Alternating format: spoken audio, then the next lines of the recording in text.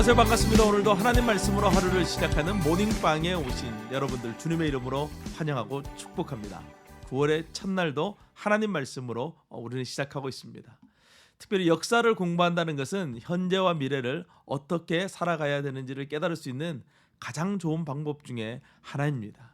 인간의 역사를 되돌아보면 잘못된 과거의 실패와 실수를 끊임없이 반복하는 것을 보게 됩니다. 역사를 제대로 배우지 못했기 때문에 그런 것이죠. 역사를 우리가 제대로 바라보고 역사의 실패와 실수를 반복하지 않으려고 노력한다면 현재와 미래의 삶은 훨씬 달라지게 될 것입니다. 9월과 10월에 묵상할 열왕기서를 통해서 이러한 은혜를 우리 모두 누려갈 수 있기를 간절히 소망합니다. 오늘 우리가 함께 묵상할 하나님의 말씀은 열왕기상 1장 1절에서 10절 말씀입니다. 열왕기라는 말은 왕들에 대한 이야기다 이런 뜻이죠. 하지만 단순히 왕들에 대한 이야기를 열거하기 위해서 열왕기를 기록하는 것은 아닙니다. 열왕기서는 나라가 망하고 바벨론 포로로 끌려가 있던 이스라엘 백성들을 향해서 기록된 말씀으로 하나님의 분명한 메시지를 담고 있습니다. 열왕기서의 메시지는 하나로 정한다면 하나님의 언약의 말씀을 온전히 준행하지 않아서 너희가 망하게 되었다라는 이런 뜻입니다. 이러한 메시지의 내용은 예레미야 선지자가 외쳤던 말씀과 똑같은 결을 가지고 있죠.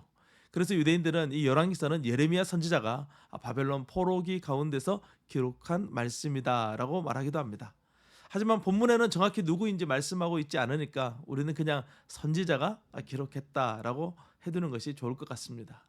열왕기서의 말씀이 읽혀질 상황을 여러분들 한번 상상해 보십시오. 이스라엘 백성들이 바벨론 포로로 끌려와 있습니다. 마음이 상심해 있는 것이죠.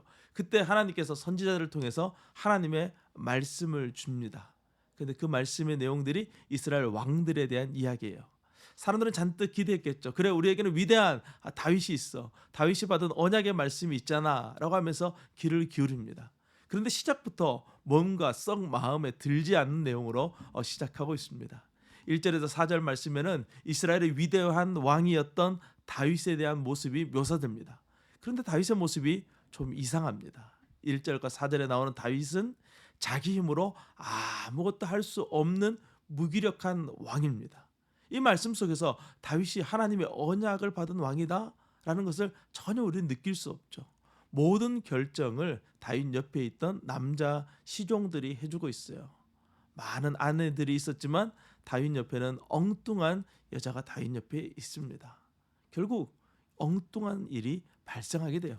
5절 말씀은 그때라는 말씀으로 시작합니다. 그때가 언제입니까? 다윗이 이렇게 무기력하게 있을 때 압살롬의 추억이 다시 일어나게 됩니다.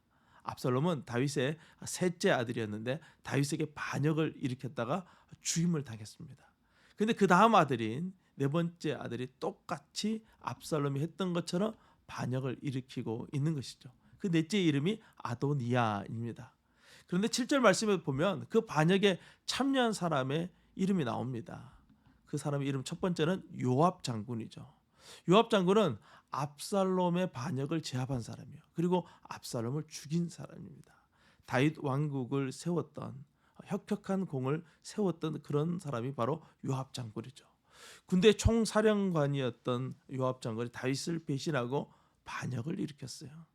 그리고 또 한 사람 아비아달이라는 사람이 나옵니다. 아비아달은 다윗이 사울 왕을 피해 달아날 때 다윗을 도와주었던 아히멜렉의 아들로서 사울 왕이 제사장들을 죽일 때 다윗에게 도망쳤고 다윗이 이를 거두어서 큰 은혜를 입혔던 사람입니다. 그런데 그 은혜를 반대로 갖고 있어요. 은혜를 원수로 갚고 있는 이 기가 막힌 상황이 다윗이라는 위대한 왕의 말년의 모습이다라는 것을 말해주고 있는 것이죠. 앞으로 나올 이야기들이 결코 좋은 이야기가 아니다라는 것을 암시하고 있습니다. 여러분, 말씀은 무조건 긍정적인 것만을 우리에게 전하지 않습니다.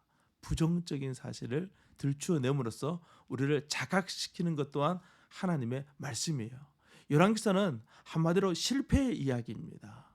우리는 이 실패의 이야기 속에서 우리를 세우시고 또 우리를 거룩하게 만들어 가시는 하나님의 메시지를 들을 수 있어야 되는 것이죠. 칭찬만 들어서는 바르게 될 수 없어요. 야단도 맞아야 되는 것이죠. 아픔도 겪어야 되는 것입니다. 앞으로 열왕기사 말씀을 통해서 우리는 호된 주님의 메시지를 듣게 될 것입니다. 하지만 분명한 사실은 이 모든 말씀이 우리를 사랑하시게 주시는 하나님의 말씀이라는 것이죠. 잠언 3장 7절에서 8절 말씀 보면 스스로 지혜롭게 여기지 말지어다 여호와를 경외하며 악을 떠날지어다 이것이 내 몸에 양약이 되어 내 골수를 윤택하게 하리라 라고 말씀하고 있습니다. 열왕기사의 말씀을 통해서 우리의 영혼이 우리의 몸이 윤택해지는 귀한 은혜가 있기를 간절히 소망합니다. 오늘도 주님과 함께 승리하세요. 샬롬.